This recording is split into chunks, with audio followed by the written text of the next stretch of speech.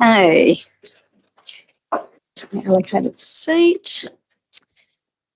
Hey, Wendy, can I just confirm that the meeting is now being recorded and the live stream is on? Okay, thank you.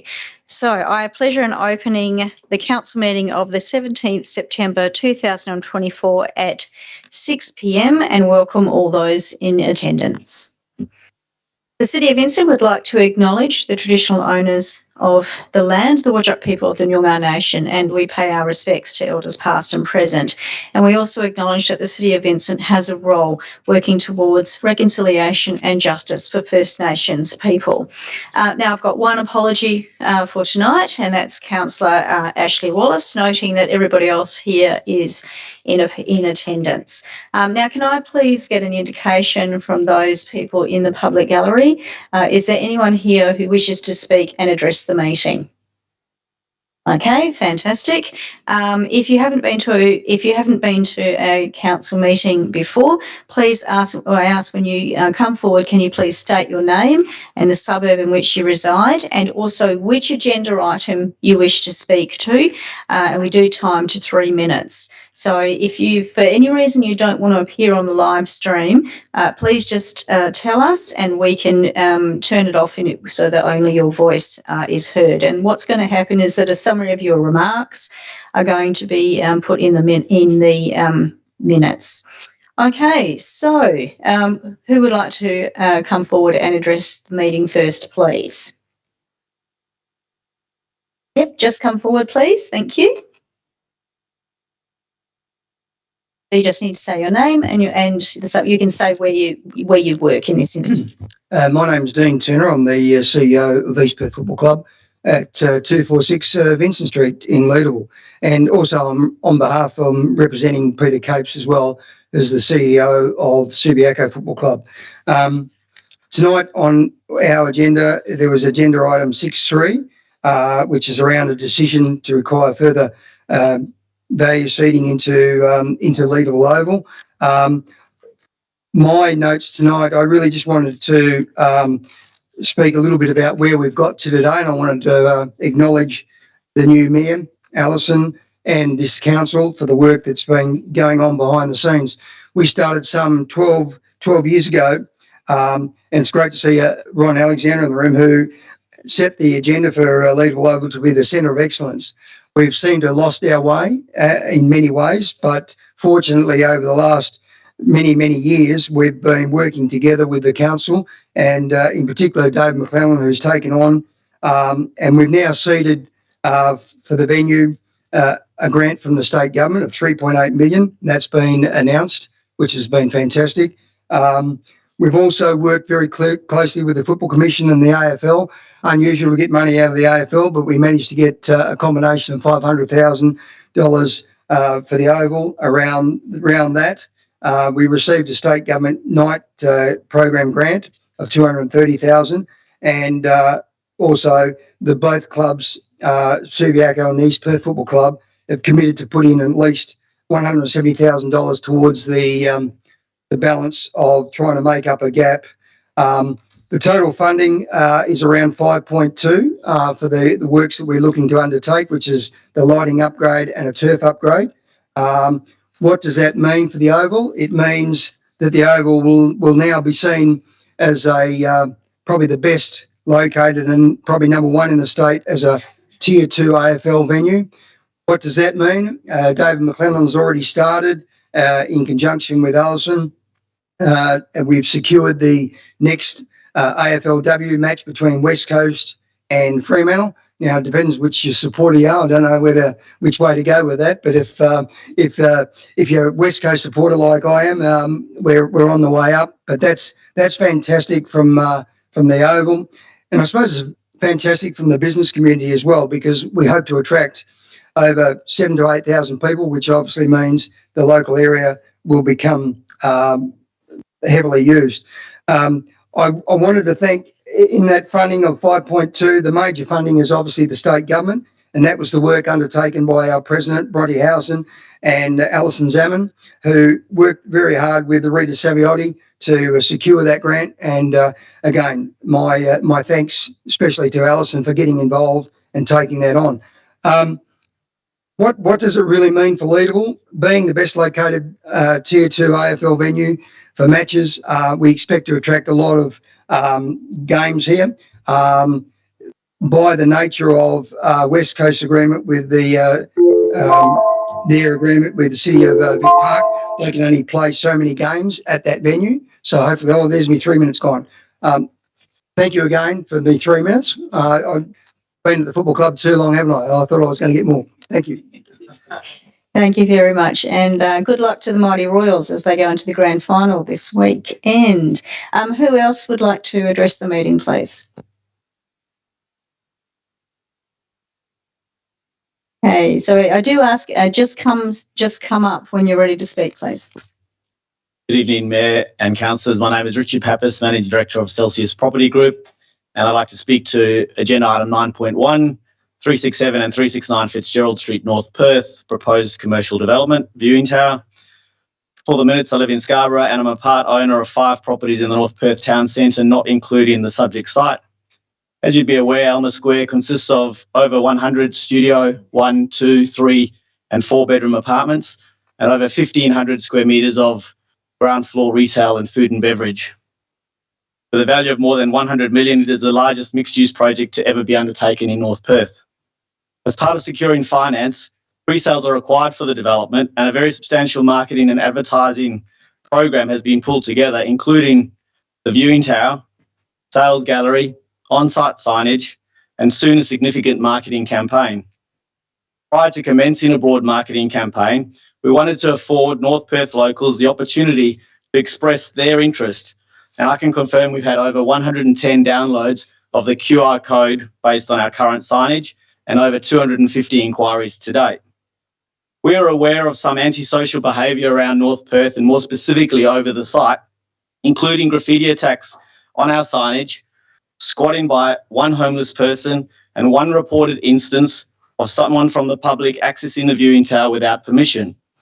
To this end, I can confirm the viewing tower perimeter is fully secured and locked at all times. We have attended the houses personally and arranged to have them additionally secured and boarded up so that they are unable to be accessed by squatters. We've applied an anti-graffiti coating to all signage and are taking steps to have any graffiti removed as soon as possible. We're in the process of installing CCTV to the site to deter further damage. We're also looking into the possibility of expediting the demolition of the site's vacant and derelict buildings, which are currently contingent on the remaining tenants vacating by November. Once our display gallery opens, we will have staff on site daily, which we are confident will provide passive surveillance. We anticipate having a daily presence starting around November 1st. With respect to this application, the City wrote to 200 neighbours directly and I understand received 21 objections, or approximately 10.5%. This viewing tower is an essential part of our marketing campaign and I encourage you to support your planning officer's recommendation for approval. Thank you. Hey, who would like to address the meeting next?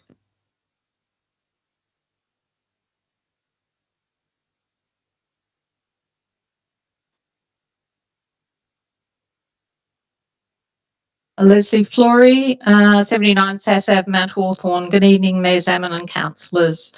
I'm here tonight to raise a significant concern regarding the UV lining of stormwater pipes on private properties, particularly regarding its financial and structural implications, and also 10.1. I'll start with 10.1. You mentioned in the stormwater policy, connection policy changes that you're working with stakeholders, including owners where land is subject to flooding and drainage easements. I am part of this stakeholder and I have not been consulted. I have not had any communication and this heavily affects me. Since the stormwater pipe on my property was UV lined on the 10th of April 2024, I'd like to know whether there has been any other properties from the 11th of April 2024 until this date, the 17th of September 2024, where stormwater pipes have also been relined. The cost of relining the stormwater pipe on my property amounted to $57,000, and there was nothing wrong with my pipe.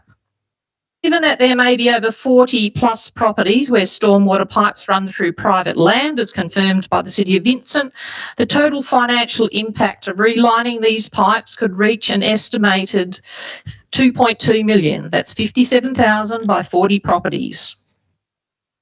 I strongly urge the council members to investigate this matter and place it before the Internal Audit Committee for a thorough investigation. This is a serious issue which may allegedly involve performance deficiencies and potential mismanagement of ratepayers' funds and requires the Internal Audit Committee's urgent attention.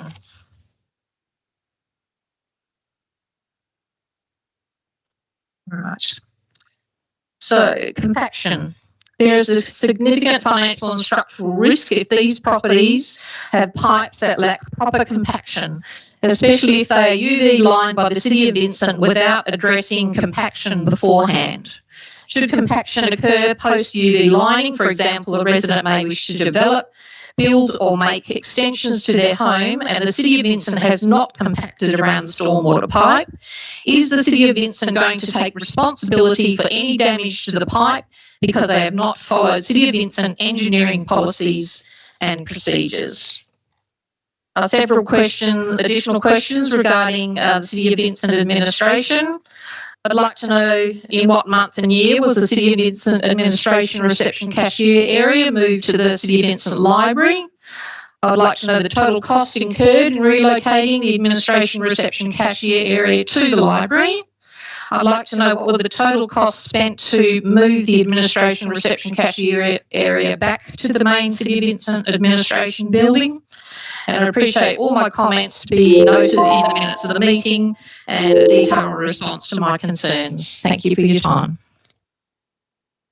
Okay, would anyone else like to address the meeting, please? Hello, my name's Neil Stacey and I live in North Perth. Thanks for listening to us today. Look, I've been a community member of North Perth for about 35 plus years. Look, I'm appealing to the councillors to actually vote down this tower that we're addressing. It's 9.1 on the agenda. You've been advised by the planning department and told that you can't vote against this. I've actually checked with other councillors and they actually can do that. They can actually vote against what they're advised to do. Being a lived experience that we've had to deal with homeless people being squatting in the house next door. My daughter was followed twice by a homeless person living in the property because it wasn't secured.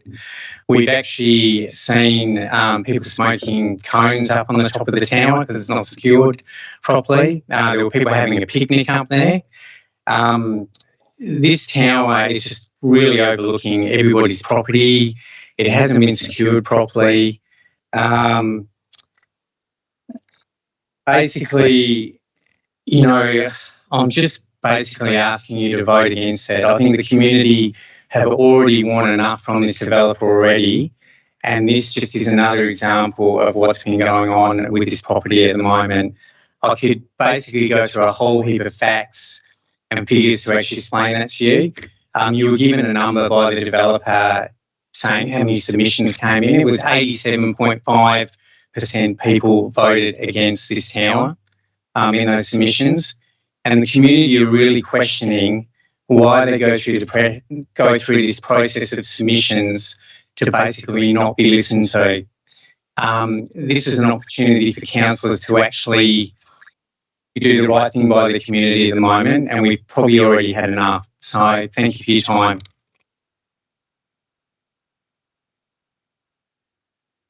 Thanks. Yeah, just come forward.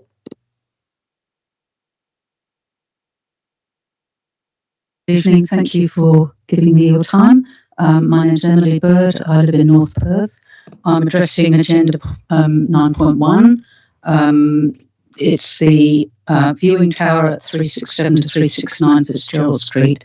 I just have one question.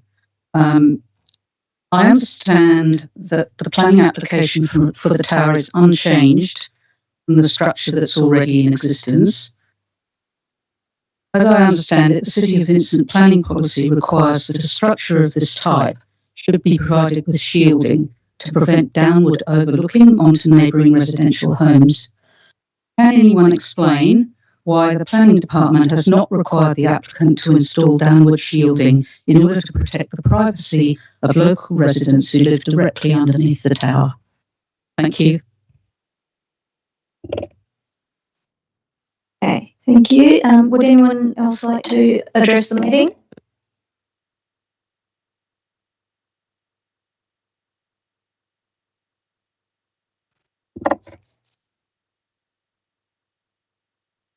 Hi, thanks for your time. My name's Lee Jimby. I live in North Perth and I'm addressing point 9.3, the draft Auckland Street Character Area Guidelines.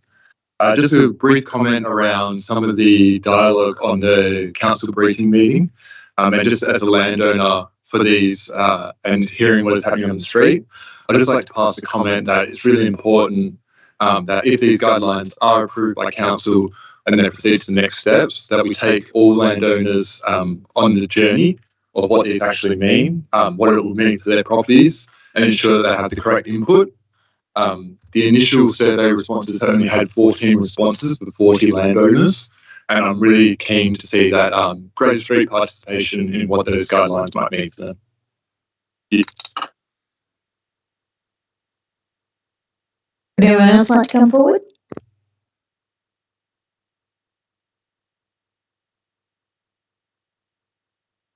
Thank you, Mayor and Councillors. Ben Doyle, Planning Solutions in St George's Terrace, Perth. Here in relation to item 9.1, which is the temporary viewing platform in North Perth. So as I said, this application relates to a temporary viewing platform on the site that was approved for the development of 104 apartments plus shops and cafes and restaurants and offices. As Richard outlined earlier, the viewing platform is necessary as part of the marketing and sales process for this development to be implemented. The tower, as you would, I'm sure, know, has been there for a few months now already under the exemption provided by Council's policy. We're seeking approval for that temporary structure to remain on site until June of next year through the marketing and sales campaign. Can everyone hear me okay? I'm always conscious of shouting into a microphone. Thank you. You have before you a 36-page report written by the city's independent planning officers. The report is comprehensive, it is thorough, it is the result of a diligent assessment, and it is objective. It's an objective assessment, as I say, against the town planning framework as it applies to this development. I trust it contains all the information you require to make an informed decision tonight. The application was also discussed at the briefing session last week, and I note there were a couple of questions asked and they were responded to in those briefing notes that are available with the agenda as well. Now, we've heard tonight from a couple of people with objections. And look, that's entirely understandable. This is an area that is undergoing change. It is undergoing a transition from a relatively quiet suburb to a activity centre with high density development. And that's been planned for many years by state and local government through their various strategies. And look, it's no secret, and we don't hide from the fact that there were a number of objections received at the time to the substantive development. And so I'm sure there remain some strong feelings in the area in regard to the development of this site. The officer report sets out objectively the assessment of this application against the planning framework.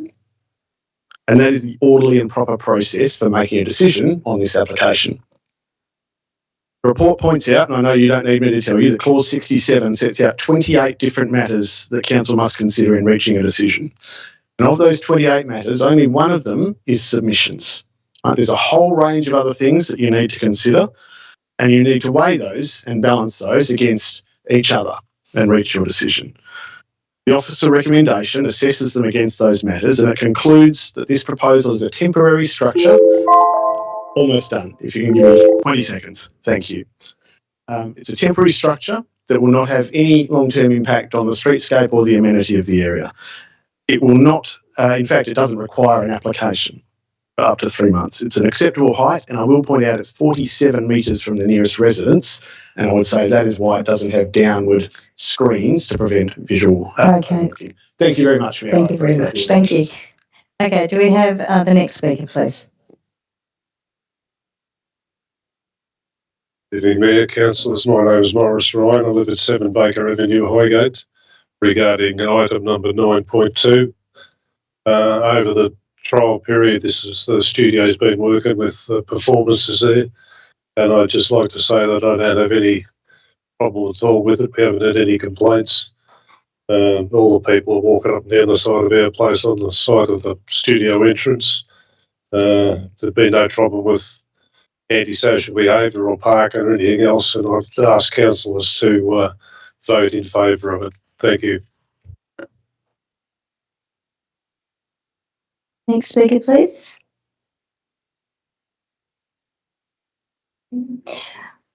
If people are wanting to speak, please do come forward. Thank you, councillors and mayors. I'm Michael Mann. I live up at Quinns Rocks, but I have an affinity to living in Highgate, where I was reared as a young fella. Which item are you speaking to? Oh, sorry, 9.2. The Centre Stage Studios has been designed as a recording studio and a little auditorium, as I think everybody here has seen. And as a result, sound, because of recording studio, sound cannot enter it. Otherwise, you can't record. If you can't enter, sound can't enter. It also can't leave. So any performance going on inside the building, you can't hear it outside. I've been attending at least one of every concert that has been held there, and it's a small, intimate environment. You have a foyer that is small. People go in there before it starts. You cannot enter without a ticket. You cannot enter half an hour until at least half an hour before the performance commences. So any alcohol that is available, you have half an hour to drink that. People who take advantage of that drink it carefully and slowly. They don't want to miss out on a good performance. And leaving the venue at the beginning, coming and going from this venue is never. I've been early, I've been late, I've left it on time. As soon as the performance is finished, I have left. Been one of the last to leave, and at no stage in all of these times have I come across anybody who is under the influence of alcohol or rowdy, making a lot of noise. So I just think that I would hope the council would vote in favour of this proposal. It's been going on for quite a while, and as I said, I have attended most of all of the performances at least once, and I've never seen any antisocial behaviour of any description. Thank you very much. Hey, does anyone else wish to address the council?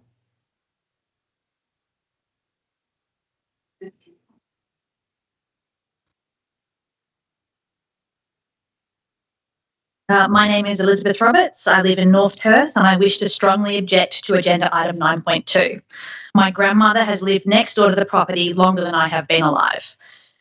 The applicant is a skilled musician whose performances are of a very high calibre, but with respect, that is simply not a relevant consideration in determining this application. The only relevant considerations are whether a substantial commercial enterprise is suitable in a residential zone and whether the applicant's conduct in relation to the now expired approval has been lawful. I have serious concerns about the precedent this application sets. I live in North Perth, and my street is very similar to Baker Ave. It's very closely located to major streets, commercial properties, and Charles Boyard Reserve. If an application like this is approved, what stops my neighbour from being granted a similar approval? How would my 2-year-old and my soon-to-be newborn sleep when 100 people exit my neighbour's property at 11 p.m. every Friday and Saturday night, 3 weekends in each month? The music studio may be soundproofed, but there is simply no way to quietly exit 100 people, particularly after they've had a few drinks. There are also problems with the notice given to residents. The way it sets out musical events, musical performance sessions, and one-off musical sessions is highly misleading. Further, there is a substantial error in the notice, where it excludes Saturday from the operational times of the business. This means residents have been misled about the full extent of the application. To be frank, I cannot comprehend how this application was ever initially approved. It clearly does not meet the objectives listed for a residential zone. If you are not minded to deny the amendments in full, I would ask that you either defer your determination until the issues raised by my grandmother prior to this meeting in relation to liquor law compliance have been completely investigated and the notice to residents is corrected, or that you exercise caution in your approval in the following manner. 1. Do not grant the approval in perpetuity. The applicant entertains a certain type of clientele, but he will not be the proprietor in perpetuity. The development approval will not end when the property is leased or sold. The next proprietor may have substantially different clientele that could be highly problematic to local residents and the broader Vincent community. 2. Decrease the limits for patrons and performances. The neighbourhood has fantastic amenities for families such as Birdwood Square, Hyde Park, Highgate Primary School, and proximity to the CBD and Beaufort Street Town Centre. This is why people choose to live in Vincent. A substantial commercial enterprise and significant disruption for 3 weekends every month, particularly late at night, means that there will be no place for families in this neighbourhood. I also note that while the development was initially approved in 2019, the approval only operated provisionally for a period of 18 months. So it is not like the business has been lawfully operating for many years. Thank you. Does anyone else wish to address the meeting?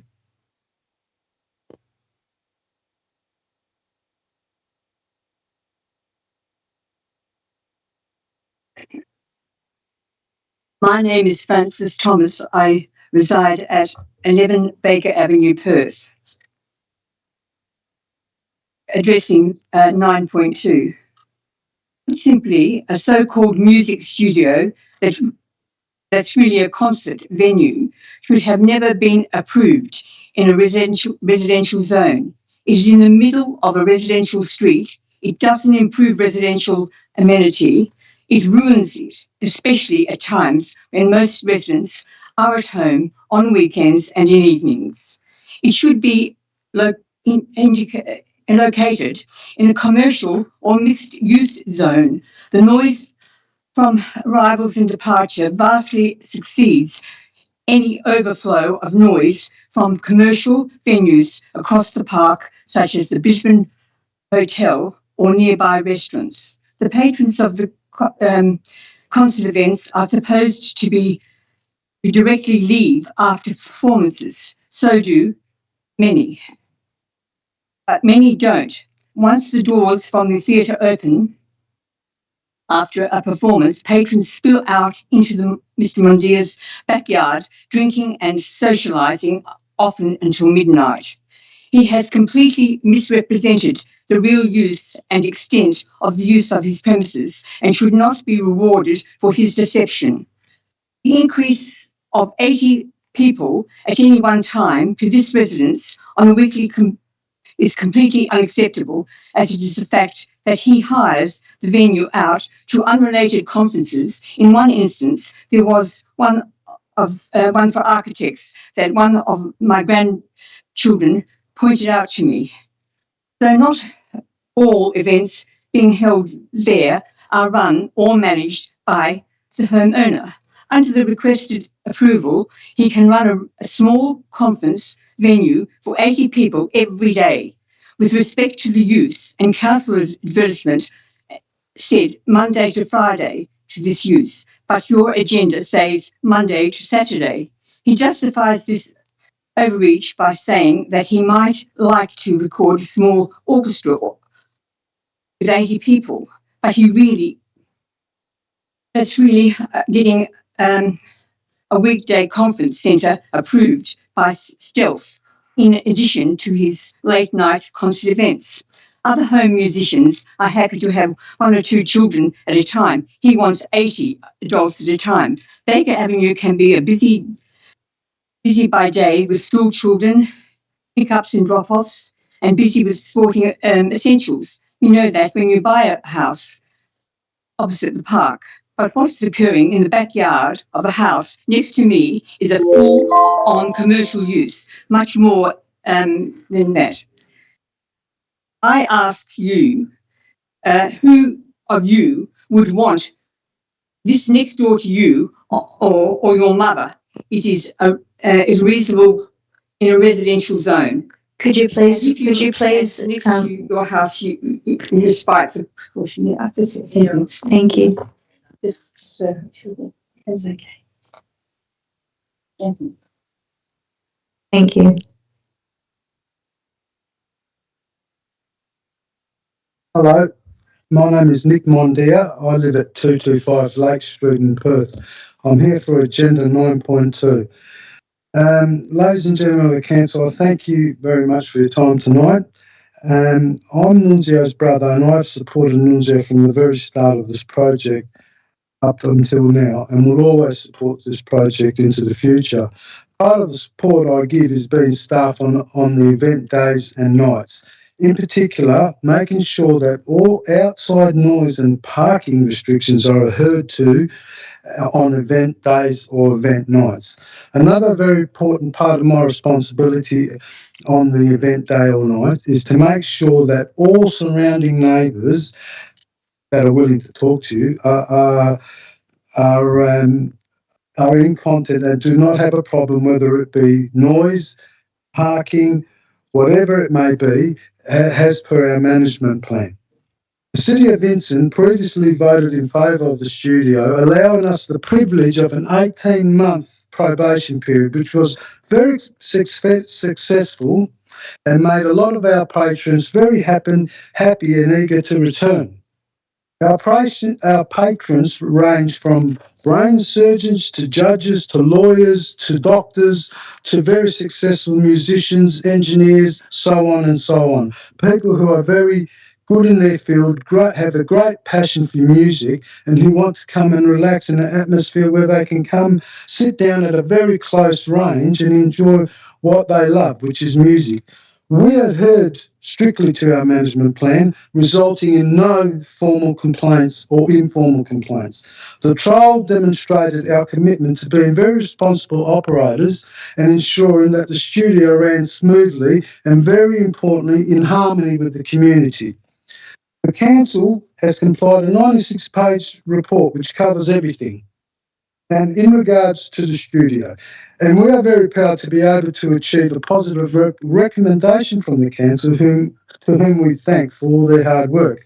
We have met every requirement, followed all regulations, and are ready with open arms to be a permanent part of this exciting future modern planning. We remain fully committed to addressing any concerns that may arise during future events, be proactive in resolving any of the issues that could affect any of the community. In conclusion, I would like to say that we are proud to live in the City of Vincent, been born and bred there and lived there for over 50 years. However, Vincent is an ever-evolving place, especially down towards the Vincent side, which really meets up with the City of Perth. And so Vincent is evolving, and it's well known for its vibrancy and community spirit. Whether you live on Lake Street like I do, it's time to wrap it up, no problems. I'd just like to say we put a lot of hard work in. The studio has developed its own character, and you put the hard work in, and as they say, you should get rewarded. So please vote it positively. Thank you.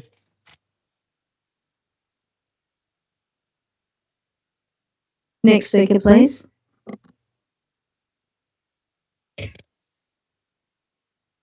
Sorry.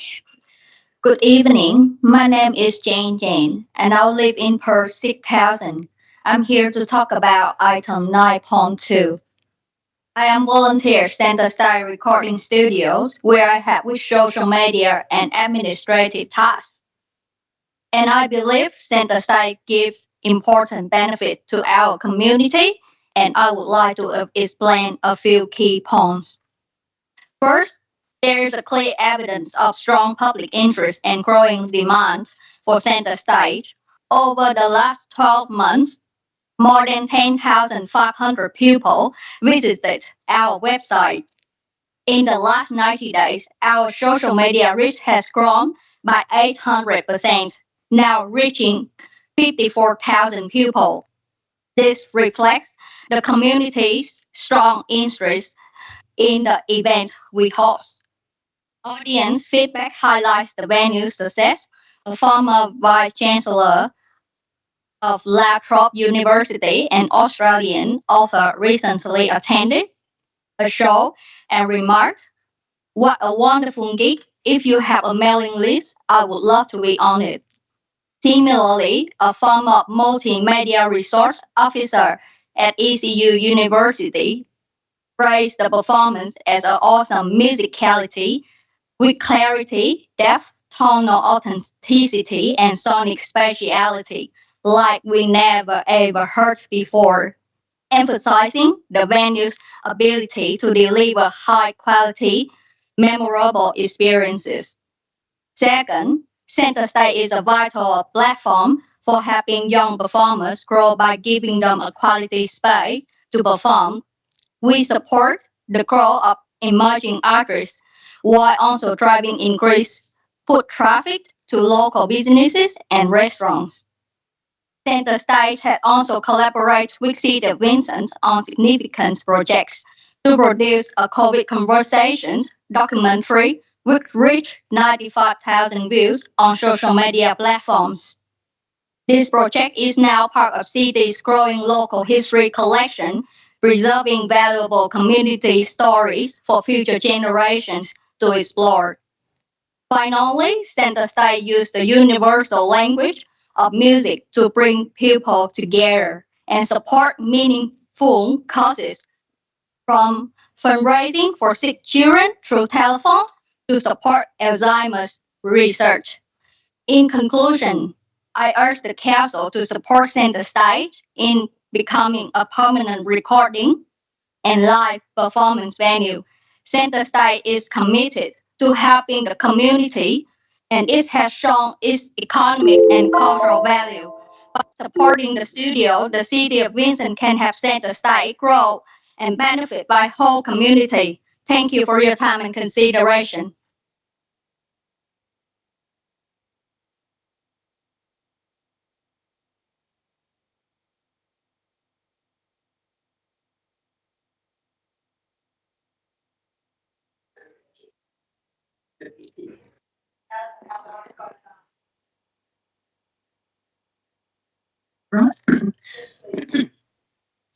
Good evening, Mayor and councillors. Thank you for the opportunity to speak to item 9.2. I'm Claire Mann from Quinns Rocks. I've got family connections to Highgate. I enjoy attending a variety of cultural events, including all types of musical performances. Centre Stage Recording Studio is an excellent venue within the suburb, which means audiences do not have to go to the larger city venues with the added hassle of parking and where the crowds are often seated far away from the performers. We always park away from Baker Avenue and have on occasions used public transport to attend the performances. In recent years, Centre Stage Recording Studio has been the venue for a variety of musical events, providing employment for local and international musicians, including instrumentalists, vocalists, and for their support staff. The venue was perfect for the recording and filming of COVID conversations, of which I was part, and for the final presentation to the City of Vincent staff. Centre Stage Recording Studio is an asset within the City of Vincent cultural scene, providing a specially curated venue with a structure built to acoustic specifications, so the performances are only heard within the studio space. Importantly, the venue is known internationally and Australia-wide through visitors, performers, sales of CDs, and followers through the internet platforms. Tickets are only sold online via a ticketing agency. The audience numbers are restricted by the size of the venue and the amenities provided. The building and amenities are always spotless and well maintained. The front of house staff professionally manage the entrance to 9 Baker Avenue and the associated foyer area. The audience is welcome to the performing area, ensuring everyone is seated and aware of the exit signs. Staff monitor the door during the performances in case there is a need for an audience member to briefly leave the concert. The upstairs area is also monitored throughout the performances. On the many occasions I have attended the Centre Stage recording studio for musical events, I've never witnessed drunk or noisy behaviour or heard loud offensive language, either before or after the performances. In fact, we have often been among the last to leave the premises. Once out on Baker Avenue after an evening performance at Centre Stage Recording Studio, we have on occasions heard very loud music coming across Birdwood Square from the Brisbane Hotel. There's also associated noise when the Nib Stadium is in use and the ongoing sirens. Yep, these sounds are not to be confused with the musical events at Centre Stage Recording Studio and the audiences arriving and leaving the venue. Thank you very much.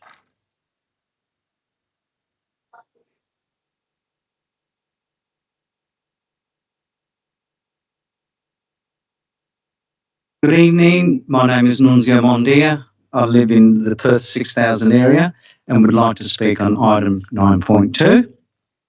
Centre Stage aligns perfectly with the City of Vincent's priorities for arts and culture.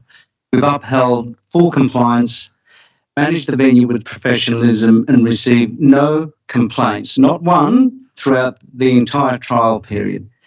This shows how well Centre Stage has integrated into the community, enhancing the area without disruption.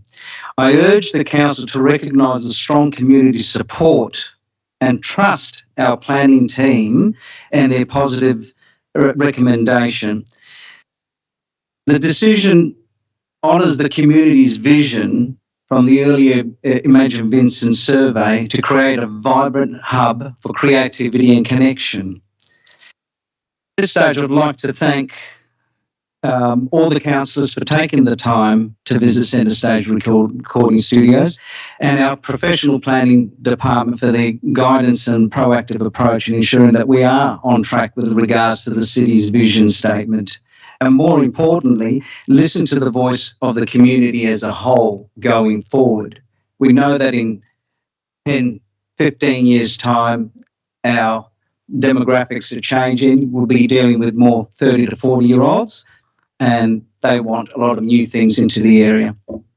I'd like to highlight the support of my colleague Hank B. Marvin, who couldn't be here tonight, a globally renowned guitarist whose album recorded at Abbey Road Studios in the UK have sold in the millions.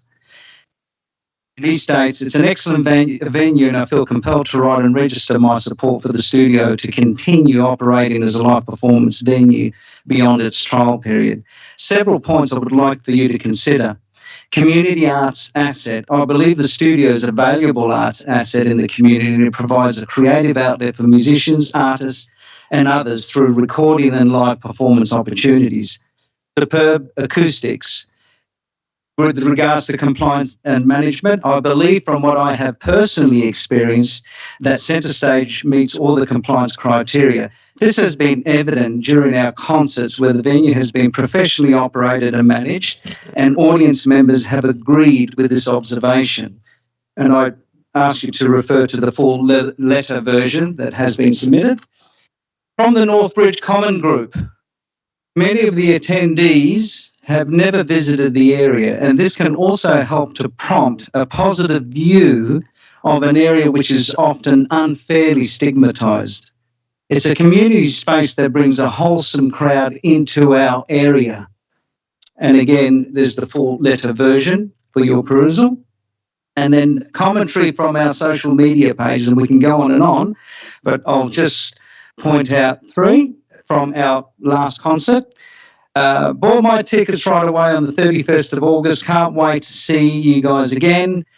As a first timer, I thoroughly enjoyed the great music and fabulous venue. Looking forward to another concert. Another brilliant show. Thank you, one and all. I can't wait for the next show in this stunning venue. And that was from Annie Micklejohn, who was my Year 5 teacher at Highgate Primary. So really, finally, I'd just like to say thank you to all our supporters, whether they're here or in thought, and for your thoughtful consideration. We are committed to continuous improvement, and we welcome all feedback. My doors are always open, and I want everyone to get along and to come and enjoy the studio. And one last thing, I noticed Jay Nardu's not there. Oh, right.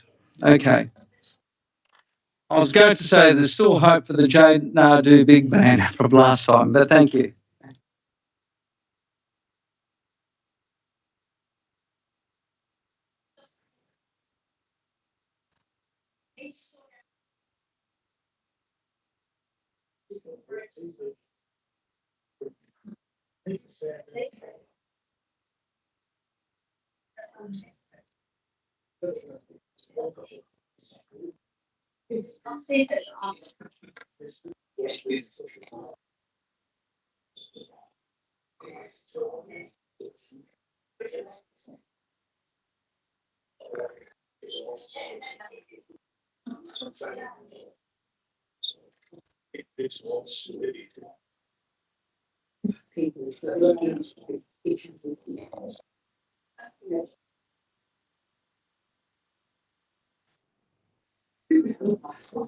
Okay, we're back on track. Thanks very much for that.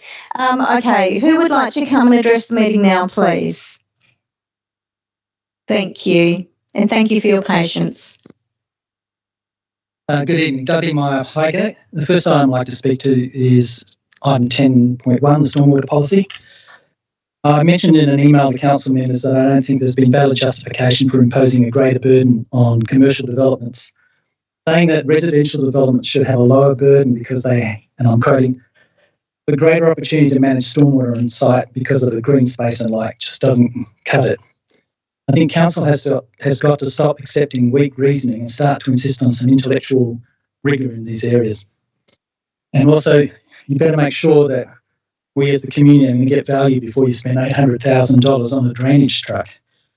For your interest, the community members who made submissions on this policy were not informed that the item is on this agenda as required by the policy. That's all that. A couple of three things that were in the agenda. On page 258 of the agenda, it states that money for the legal over lightning was not carried forward because, and this is the quote, uncertainty about the project. It's hard to believe that the proposal came out of the blue. The fact that a tender was released on the 10th of July, beginning of the financial year, plus the city was getting a quote to upgrade the transformer and lights seems to put paid to that idea. I may be wrong, but it looks like someone just forgot. On page 21 of the briefing notes, it says the installation of the necessary transformer upgrade will be delayed because Western Power sent emails to the wrong email address, except it's Western Power's fault. But surely the Vincent project manager should have thought it strange that they were not getting any response from Western Power. It just doesn't seem reasonable to blame it all on Western Power. To me, it just looks like a failure of project management. On page 9 of the agenda, you'll see some answers to questions I asked about the start dates for the underground power in the Highgate Perth area where I live. It's slipped by a year and it's not the first slip. The change, like previous slippages, has been at Vincent's instigation and not Western Power's. And the reason given is that the staff want to minimise disruption to residents and to manage cash flow. I do not understand how you can minimise disruption to residents. We only live in one area. The fact that some other area is being developed at the same time is not going to disrupt us anymore. And all of this is done in the background without council oversight. So I'd ask council members to get involved, look after our interests and don't leave it to the staff. And finally, on 9.2 Baker Avenue, I think the recording studio and the whole concept is a great concept. It's just in the wrong place. It's not about the music that people have said about the soundproofing. It's about the patrons. One of the speakers said there was an increase in foot traffic. That's the point the neighbours are trying to make. So I think you have to consider it if you were in their place. How would you like 100 people leaving your neighbour's property at 11 p.m. on a regular basis? And it's also not about this guy, it's about the next guy. Thank you. Would anyone else like to address the meeting? No problem? All right. Well, in that case, what is going to happen is that all the items that have been spoken on are going to be brought forward on the agenda. They'll be discussed first, and as there's no further questions or comments, I close public question time at 6:50. Okay. Governance Manager, can you please confirm if any written statements were received? I confirm we did not receive any written statements. Okay, I confirm that I haven't received any requests for leave of absence. Are there any councillors here who wish to apply for a future leave of absence? Okay, the answer to that is no. So I'm just going to confirm that we have received no petitions, and we also have no one down to give any deputations. So then we move to the confirmation of minutes, and that is that the minutes of the ordinary meeting held on the 20th of August 2024 be confirmed. Do we have a mover for that? That's moved Councillor Warner. Do we have a seconder? Seconded Councillor Hallett. All those in favour? Okay, that's passed unanimously. Thank you. Okay, so I just wanted to make some comments about what is happening, the next steps with the trial, which is now permanent, to lower the speed limits in our suburban areas down to 40 kilometres per hour.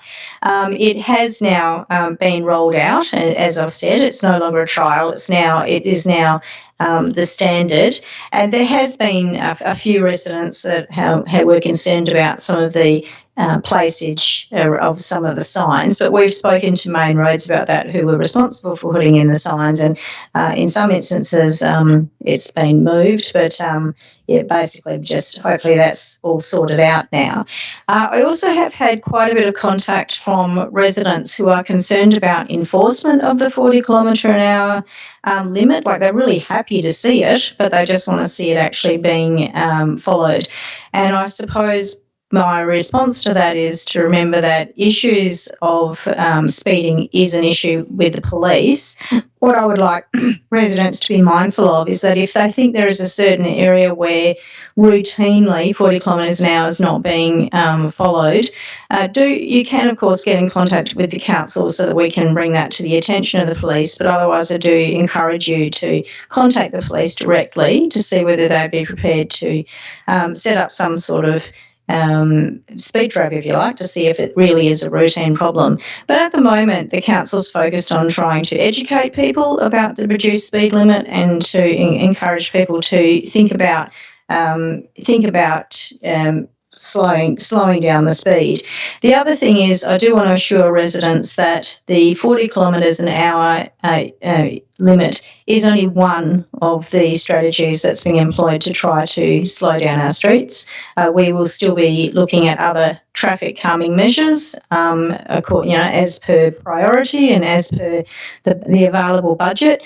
Noting that every time the council puts in traffic calming measures at the behest of local residents, there'll always be other local residents that will get upset that we've put in traffic calming measures. But nevertheless, we persevere because we recognise we want to make sure that we're slowing down traffic on our streets. One of the things I'm concerned about is to make sure that we are continuing our advocacy to get more consistency about the lowered speed limits across Vincent. I'm concerned about areas like Vincent Street, where we've got 3 different speed limits. So you've got 60 kilometres an hour that's outside Betty Park, but then you've got 40 kilometres an hour outside Hyde Park, and then that little strip between William Street and Beaufort Street is 50 kilometres an hour. And it really does need to, particularly between William Street and Beaufort Street, it needs to be 40 kilometres an hour consistent as people are leaving Hyde Park or going towards Hyde Park, because it's actually on a crest and it's highly built up residential area. It doesn't make sense to have suddenly an increase of 10 kilometres an hour in that stretch. So we are continuing our advocacy around that. I'm also keen to look at advocacy to slow down other roads that are feeder roads but are becoming more and more congested. And my particular concern is about Lord Street. So Lord Street's currently 60 kilometres an hour, and if you go all the way from Walcott all the way down to Newcastle, that is becoming heavily congested with increased density, and it is a very, very difficult road to cross, particularly for children who are going to Highgate Primary School. And if you think about game days at HBS Stadium, there is a constant flow of pedestrian traffic trying to cross over there. Good luck trying to cross over there with a pram, as Councillor Wolf can attest. It is really not a safe one at all.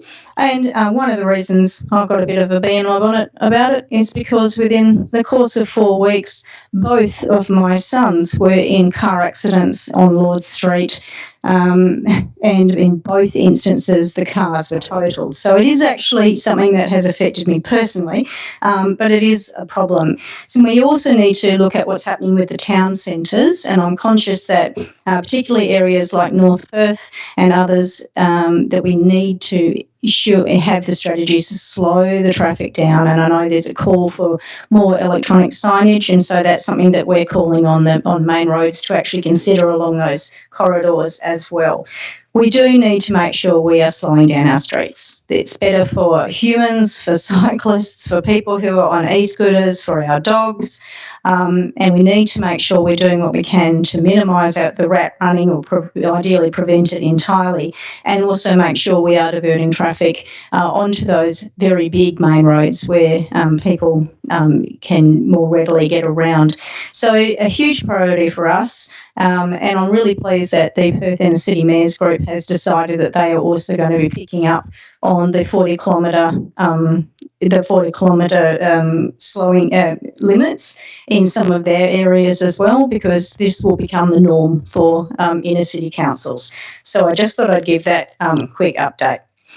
Acting CEO, can you please read any declarations of interest you have received?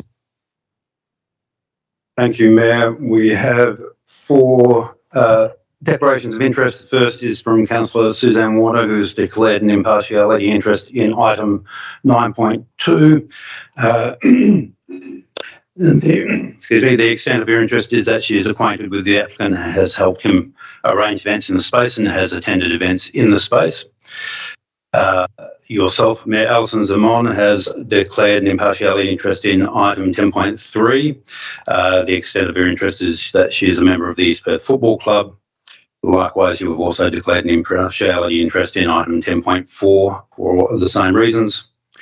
And Councillor Ron Alexander has declared a financial interest in respect to item 9.4, outcomes of advertising and adoption of local planning policy development guidelines for heritage places. The extent of his interest is that his home is on the municipal heritage inventory. Councillor Alexander is not seeking approval to participate in the debate or remain in the chamber to vote on the matter. Are there any other conflicts of interest which any other councillor needs to declare or wishes to declare? All right, so items which have been the subject of a question or a comment from members of the public are 9.1, 9.2, 9.3, 10.1, 10.3 and 10.4. And those are items which require an absolute majority which have not already been identified just then, 12.1, and the item where a council member has declared a financial proximity interest is 9.4. So, Councillor Warner, which items do you wish to speak to in addition to those? No.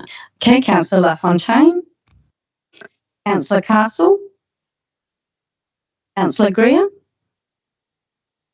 Councillor Alexander, Councillor Wolf. 5.4, please. And Count- do we need somebody to put 13.1 down as well? I was going to put 13.1, but that's fine. Okay, and No, Councillor. not for me, just 5.4. That's all right. 5.4, Councillor Hallett. And I will put down 13.1. 9.4? I see. You mean 9.4. You've gone from the briefing session. 9.4. Okay. All right. All right, sorry.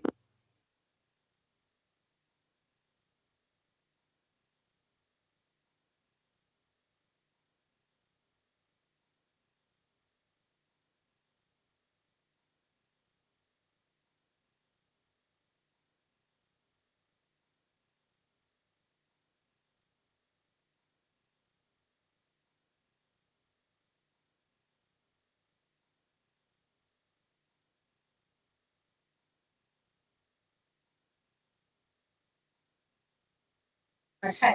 Yes. Confirming the following items will be moved on block. 10.2, 11.1, 11.2, 11.3 and 12.2. Okay, do we have a mover for anyone that those matters be moved on block? Councillor Castle, seconded by Councillor Wolf. So all those in favour? Okay, that's carried by consensus. So the first item is 10.3 Sullivan Logistics Oval Sports floodlighting upgrade. Do I have a mover for this proposal? I'm happy to move it. Do I have a seconder for the proposal? I can, but I'm being told I can't. Can someone please move this proposal? So moved Councillor Castle, seconded Councillor LaFontaine. Councillor Castle, would you like to speak to this? Thank you, Mayor. Not much to say. I'm supportive of the officer recommendation. Councillor LaFontaine? No comment. Thanks. Does anyone else wish to speak to this item? I do. I'm very excited about this. I think it'll be amazing to do up the Leederville Oval, and I'm really looking forward to this being the first step in turning this into the premier Tier 2 venue for WAFL and also for AFLW. It's an extraordinary opportunity, and it'll be an absolute game changer in terms of that oval, but also the flow-on effects for businesses in the Leederville Town Centre will be absolutely fantastic. So this is going to mean that we can have night games out there, and it's going to be broadcast quality. So really excited about this, and I want to thank everyone who's been involved with this. Okay, so does anyone else wish to speak to this? Okay, Councillor Castle, do you wish to say anything in conclusion? Okay, so I'm going to move that. All those in favour? Okay, that's passed by everyone. Thank you very much. So because that was part of the second part was Sullivan Logistics Oval playing surface redevelopment. Does anyone wish to move this proposal? Moved by Councillor Castle, seconded by Councillor Hallett. Councillor Castle, do you wish to say anything? Supportive of the officer recommendation. Thank you. Thank you. Councillor Hallett, do you wish to say anything? Does anyone else wish to say anything? Okay, I'm really excited about this one as well. I'm hoping that we are going to really prioritise looking after the turf though. So that means that when we are considering which sort of events are going to be held out at Sullivan Logistics, aka Leederville Oval, we need to make sure with this sort of investment that we are doing everything we can to protect the turf, because once you've stuffed up the turf, you've really, really blown your investment. And so it's going to be very, very important that we respect this as being a premier sporting oval. So I think that was what I wanted to say. Does anyone else wish to speak to this item? Councillor Castle? I'm going to put the proposal. All those in favour? Okay, that is passed by everyone. Thank you very much. Okay, so now I move to 9.1, numbers 367 and 369 Fitzgerald Street, North Perth, proposed commercial development. Okay, so that's the viewing tower and associated fencing. Okay, does anyone wish to move this proposal? Is anyone going to move it? I can't move from the chair. Moved, Councillor Wolf. Seconded, Councillor Castle. Councillor Wolf, do you wish to speak to this? Thank you, Mayor. And thank you to all the many residents who've been in touch about this item over the course of the week. I wanted to start by asking a question, please. We've heard from a resident about a City of Vincent requirement for the viewing platform to have a privacy screening shielding in place. Are we able to just briefly confirm, please, whether or not that's a requirement? Thanks. Sure. Through you, Mayor Zaman. So the shielding, I understand to be in reference to the privacy screening. So the city's planning exemption policy, when considering the exemption for the viewing platform, requires us to consider whether the viewing platform has been either appropriately located or screened to consider overlooking impacts to adjacent or nearby residential properties. So there isn't a specific condition or requirement for screening to be provided under that exemption. There's consideration of where the tower is actually located as to whether it needs screening or not.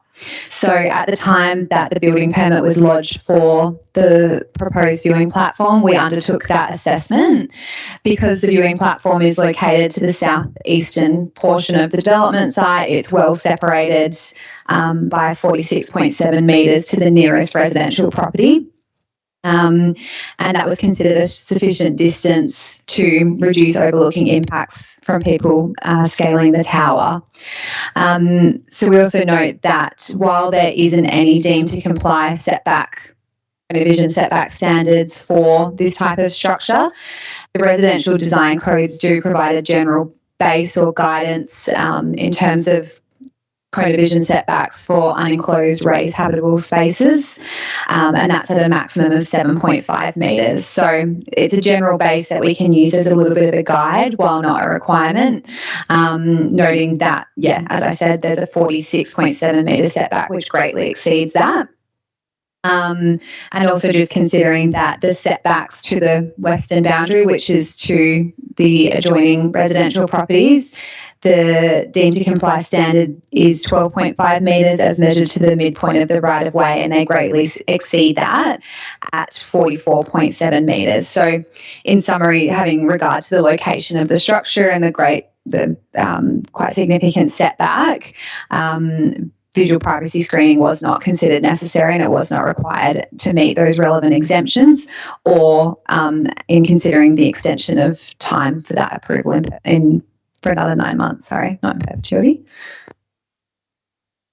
Thank you very much for clarifying that. I thought it might be useful tonight to talk through our approach as councillors to this application. So as councillors, we need to view this application on its merits and against the many elements of the planning framework. And I really, really feel so deeply for residents and what you've been through over the last few years regarding this development in terms of the impact that it will have on your homes, on your families and on your lives. It's something that I've thought about a lot well before coming to council, and the impact and the history of that journey is certainly not lost on me at all. What we need to do today is to assess this application alone and in the context of the planning framework. And that decision needs to take into account the community consultation feedback, as well as other elements of the planning framework that have been assessed and are contained in the report. But our decision here needs to be a quasi-judicial one that will stand up to scrutiny if assessed or reassessed by the State Administrative Tribunal.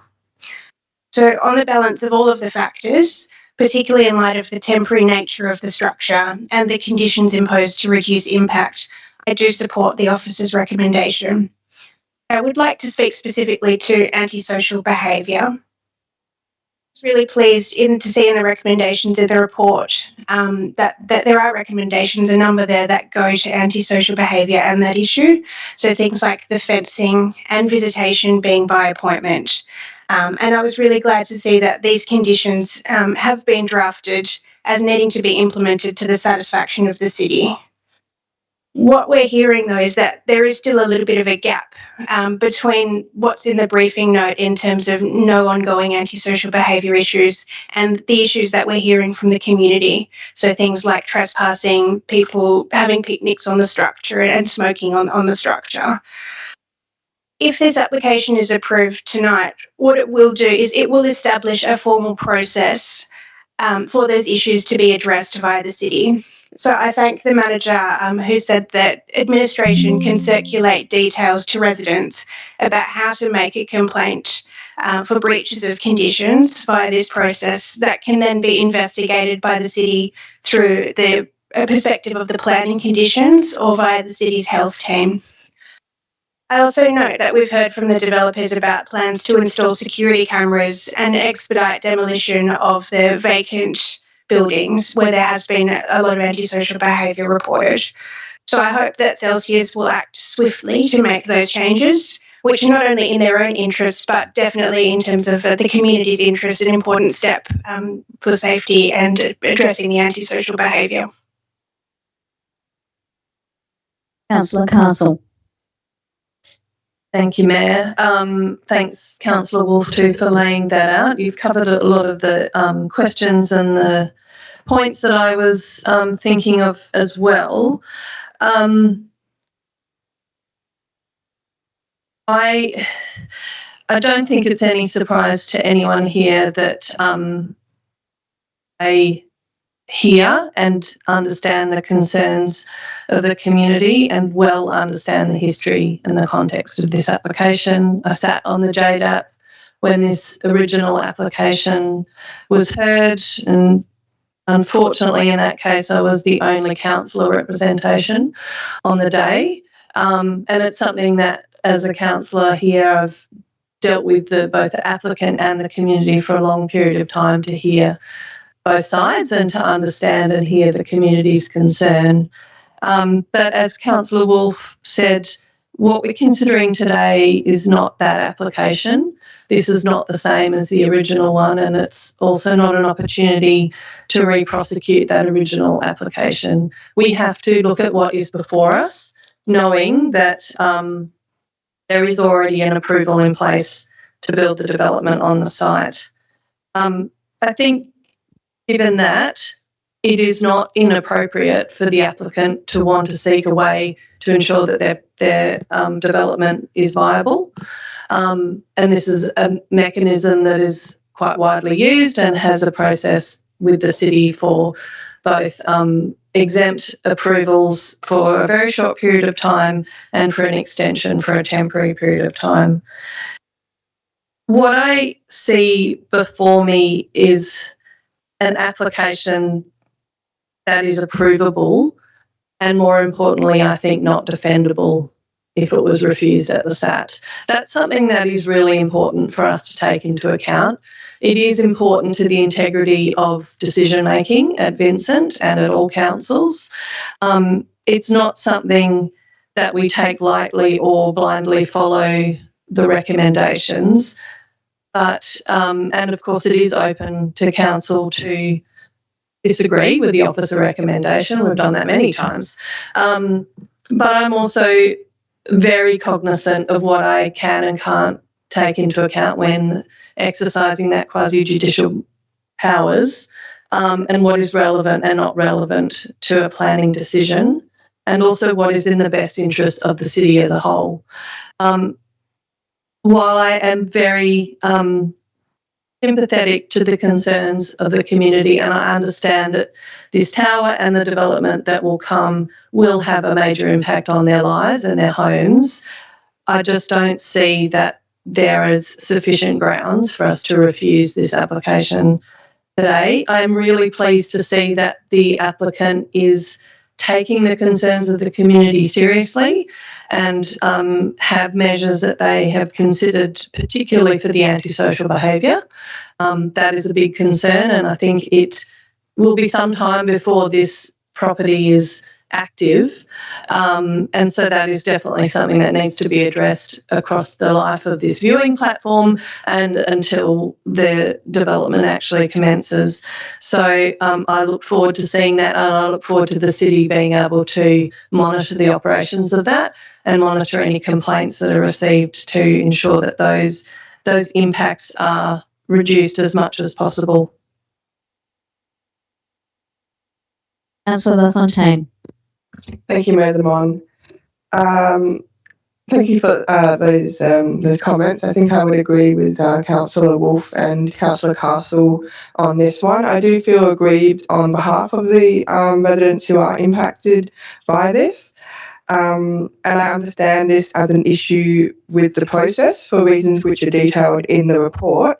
I do have reservations regarding the assumed approval for this application, but considering that this viewing platform is already in place and this is a time-limited application with an intended marketing purpose, I understand and agree with the officer recommendation to approve with the conditions on time limit, use and car parking. Would anyone else wish to speak to this item? Councillor Greer. Thank you, Mayor Zamon, and I just want to thank Councillor Wolf for summarising so clearly. I have found this decision quite difficult. I think that the neighbours that we've heard from and looking directly, like realistically, people are going to go up there and be able to see into people's back gardens, and I think that is a significant concern. And I think with the history of this project and where it is disappointing that we've got to use such a tower to promote the selling of those apartments. I think from my conversations with people around North Perth, everybody wants Fitzgerald Street to be a place where we can have more density. People are supportive of sensible development in that area. And I am struggling with this one because it is not that proxy decision for the development that has come before.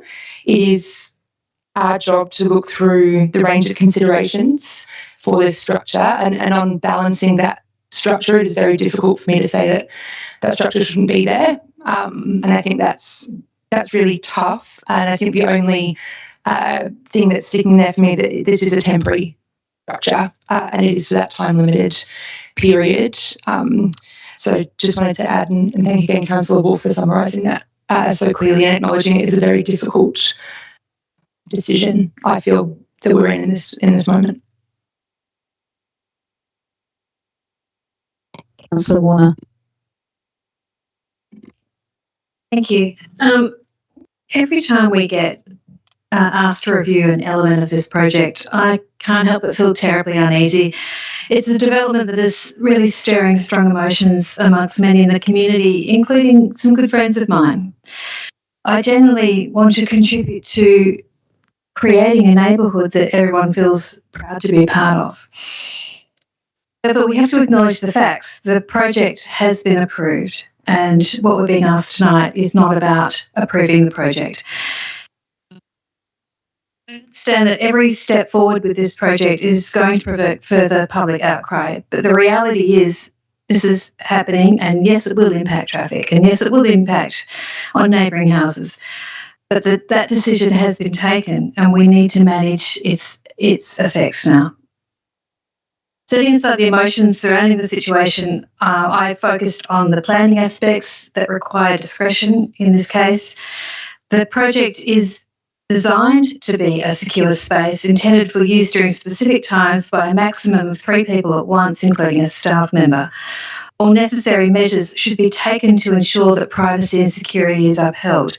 If an urgent issue arises, I urge the developer to act promptly and with understanding and compassion. And I appreciate the steps that have been put in place already and have been planned, such as installing CCTV, securing vacant properties, and maintaining on-site staffing. Antisocial behaviour is a reality, a very sad reality of our society. One of the best ways to combat that is through activation, and that's what will ultimately be achieved in this area.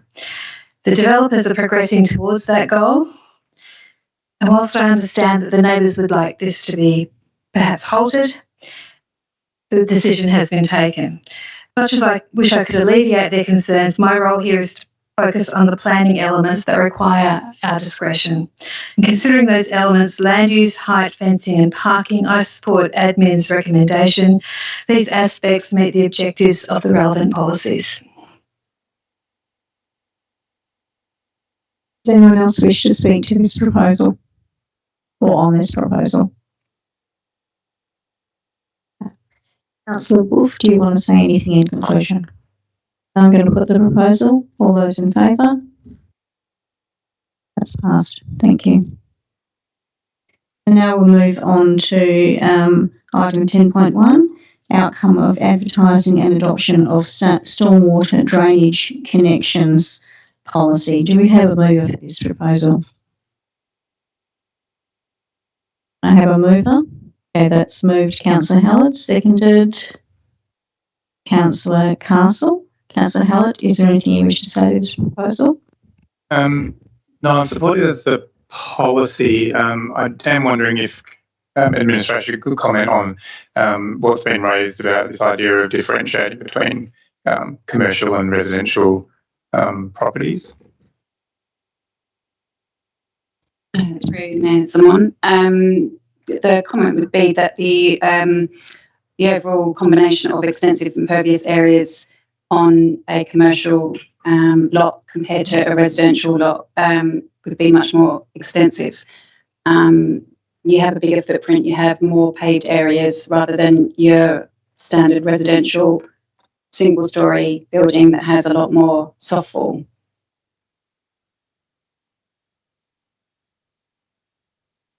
Thank you. I guess I'm just curious about the level of nuance between different types of commercial properties that may end up having not as much hard stand, and I guess the application of that to whether that's a bit blunt. Through Mesmon, no, it's not blunt. I suppose with your commercial properties, it could be multi-use properties, it could be multi-storey commercial properties as well. So the area, the footprint area would be a lot larger than, like I say, that the residential single-storey that would have more space for that could contain the stormwater. Okay, is Councillor Castle? Does anyone else wish to speak to this proposal? I've got some questions, if that's okay. So a question came from the floor around those residents and ratepayers who have easements, drainage easements on their properties. Can I just get an indication of how that consultation is taking place, please? Through the chair, I can probably address that. The policy that's presented to council isn't addressing the city's infrastructure underneath private property, addressing what the needs are in respect to properties in containing stormwater on their property, whether that is residential or commercial, and it's also as a base position that no connections would be to the city's stormwater drainage unless there's exceptional circumstances for it to happen, and that may be due to geotechnical or hydrological reasons in respect to the land in which it is on. And just by way of note, to give a comparison of what is existing and what is proposed in respect to the scale of storm event. Currently for residential, the policy says a 1 in 5 storm event will be increasing to a 1 in 20. So the intensity of the storm is greater. So the requirement has therefore for on-site retention and storage has increased. The requirement in respect to commercial, which includes multi-unit residential development, has gone from 1 in 10 to a 1 in 100 storm event. So again, the extent of the requirement to retain or have the capacity to retain stormwater on a site has increased significantly. So I know that there's been some confusion in some of the public commentary around this, that people have misunderstood the change in the figures to say that we're actually going in the opposite direction to which we are. So I know there was a concern saying that it's going to be easier to flood and that we're reducing those. And I just wanted to make that really clear that what this is doing is it's actually increasing the amount of water which is expected to be able to be kept on site. And I want to say how much I support going in that direction for both residential and commercial developments, because with the effects of climate change, we are going to see more and more catastrophic weather events, and flooding is one of the events which can occur. And as such, it's very important that we've got the capacity to make sure that we are mitigating the potential for flood damage. And also the concern I have is that we need to ensure that as far as possible that developments are actually looking at needing to recharge within their own footprints and into the water table, so that we are not overloading the drainage system as a whole, which is also going to be another big challenge for us with climate change, and particularly with the rising river levels. So I think it's going in the right direction. I'm still concerned that maybe as we look at this policy moving forward, that where we might have a residential development that has even less green space on it than a commercial development, I don't want to have us making decisions simply based on how something is categorised, but actually what the built form itself looks like. So I think that's a level of sophistication moving forward that we should be keeping an eye on. How is it actually working in practice? But I do think that overall this policy is going in the right direction, because we need to be making sure that our policies can keep up with the increased risk of extreme weather events. Okay, any closing comments in relation to this item? Okay, I'm going to put it. All those in favour? Okay, that's passed by everyone. Thank you. So the next item is 5 as 9.3, advertising of draft Auckland Street Character Area Guidelines. Do I have a mover for this? Moved Councillor Castle, seconded by Councillor Wolf. Councillor Castle, do you wish to speak to this? Thank you. There was a bit of discussion about this at the briefing, and I suppose there was some concern raised in the chamber about the level of support that seemed to be declining throughout the process. While I note those numbers and they do indicate a downward trend, I think we have an obligation to see the process through to its conclusion. I don't make any assumptions about what the outcome of this consultation might be once there is a fulsome effort to get lots of responses from administration. And I'm really interested to see what the community's opinion is around the draft guidelines that have been formulated. It's a necessary step of the process of what can be a bit drawn out to go through an initial nomination and then an indication of what might form part of the guidelines and then an indication of how people feel about those draft guidelines. But I think it's important for us to test that with the community and see what their appetite is. Although we know in practice a lot of these guidelines or these nominations for character guidelines arise after a particular application at council that can stir up some interest and some emotions in the area, I don't believe that our investigation and our pursuit of the guidelines should rest solely on whether people are still happy or unhappy about the outcome of any one particular property or development application. So I think it's important that we've heard a desire from the community to investigate this, to see what they think of what the draft that we've come up with. And then obviously when it comes back to council, we can consider what to do next. Councillor Wolf? Thank you, Mayor. I concur with all of the comments by Councillor Castle and think it's only appropriate that we move forward with this process. Does anyone else wish to speak to this item? Councillor Warner? Thank you. I was one of the people who did voice my concerns about the how this was tracking with the neighbourhood, and I would just like to thank the community members who have been in touch to address those concerns and to reassure me that they are quite confident that the locality is keen to pursue this, and I support this and would love to see what we get from this. So thank you to everyone for getting back to us. Does anyone else wish to speak to this item? Okay, Councillor Castle, do you want to say anything in conclusion? Okay, I'm going to put the item. All those in favour? Okay, that's passed unanimously. Thank you. So the next item is number 9, Baker Avenue, Perth, change of use from single house to single house and unlisted use.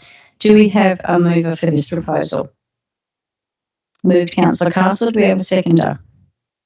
Seconded by Councillor Warner. Councillor Castle. Thank you, Mayor. What we have here with this item is a consideration of whether to extend the approval for a small concert venue and recording studio. I have visited the site on 2 occasions, once in 2019 and once yesterday. And I think most people will agree it's a very cleverly designed and beautiful venue, and it has been well thought of to manage the sound from the studio and the outdoor area. It would appear on balance from what we've seen that the use of the property has been working well since its approval. So I want to talk a bit about the purpose of the time-limited approval that we considered in 2019. This was essentially put in place to test or trial the impact of the use on the surrounding area. It's not uncommon where there's a new use or where council might not be sure what the impact might be. And in this case, I'm satisfied that Centre Stage has managed the impact of the current approval on the community well. I've seen the measures that they've taken to mitigate noise from the patrons coming and going. I think it's fair to say that I probably would be surprised if anyone on council has any concern with the noise coming from the studio itself. There is nothing going in or out of that studio, and that's not going to have an impact on the surrounding area. But there is a concern and a consideration about any noise that happens outside of the studio, and that's when patrons are coming and going. When I considered this application in 2019, the time of the operation was the time limit, or the hours of operation, was an important factor. And I think we settled on 10 p.m. at the time because it aligns with the other venues in the area. And it is part of how we strike that balance between having a commercial venue in a residential area. I believed then and I believe now that 10 p.m. is appropriate for that. I also considered then and considered now the context of the property, which includes its inner city location and proximity to venues such as the Brisbane Hotel and HBF Stadium. I don't believe or share the concerns that this creates a precedent for other areas. This consideration for an application like this will always be site-specific and always take into account the very particular context of where the property is located. So the one concern that I do have with this proposal before us today is the request to extend the hours of operation until 11 p.m. I think we are looking to try and get that balance right between commercial and residential. And for me, 11 p.m. just tips that balance a little bit too far. I have asked for a few amendments to be prepared. I'm foreshadowing that I would like to move the amendment on the green, which essentially removes the 11 p.m. extension, but grants the approval in perpetuity. So I will let other councillors speak before I seek to move that, and look forward to hearing what you have to say. Okay, so that has been foreshadowed as a proposal, as an amendment potentially being put at a later time of the meeting. Thank you. Councillor Warner. Our strategic community plan envisions a vibrant city driven by innovative efforts and a council committed to progress. Additionally, our arts plan seeks to embed creativity into every facet of our work, positioning the City of Vincent as the arts capital of Perth. These key objectives must guide our decisions. In my view, the proposal aligns positively with these goals. I've also considered the recommendation from administration, which supports the approval based on the evidence gathered and the trial period that has showed no breaches or complaints. There are two key areas here that require council's discretion: land use and the non-residential parking policy. Centre Stage is both a residence and a music venue. It's located on a street that includes the Aboriginal Catholic Ministry, home businesses, and a public open space used by a local primary school and community. This is not a quiet suburban street, but rather an area where students gather, local sports clubs train, and community events take place. Comparisons to other streets in North Perth have been made, and I find no valid parallel between Baker Avenue and the ones that have been suggested. I also believe that this does not set a precedence, as each application is considered on its own merit. Regarding the parking policy, 2 car bays are provided in line with the current approval, and a robust parking management plan is in place. This plan encourages visitors to use public parking at the Brisbane Hotel, which is across the park, and includes the deployment of a staff member at every event to manage parking, directing cars away from private verges and ensuring taxis and ride shares do not linger. This has been successfully executed throughout the trial. Another critical factor for consideration is, of course, community feedback. No complaints were registered during the trial, and aside from one household, there is support that's been shown from this week from all the other applicants, all the other residents on the street. We must focus on the relevant considerations here, which are zoning and parking issues. The liquor licensing, the number of toilets, and similar concerns are not within the scope of this decision. The allegation of after parties in the backyard can be dismissed by one visit to the site if you see there is actually no backyard to participate in with an after party. In essence, Mr. Mondia was granted approval to create this space with very reasonable expectation that if the trial period was successful, he could continue. He has demonstrated compliance, even during some of the most challenging times for local events with COVID, and he has met all the criteria. Restrict him now, either by imposing another trial period or halting his progress altogether, would be, quite frankly, unjust. This would be also against professional advice of our administration team and our strategic community plan, and I support admin's recommendation to approve this application. Does any other councillor wish to speak to this item? Councillor Hallett.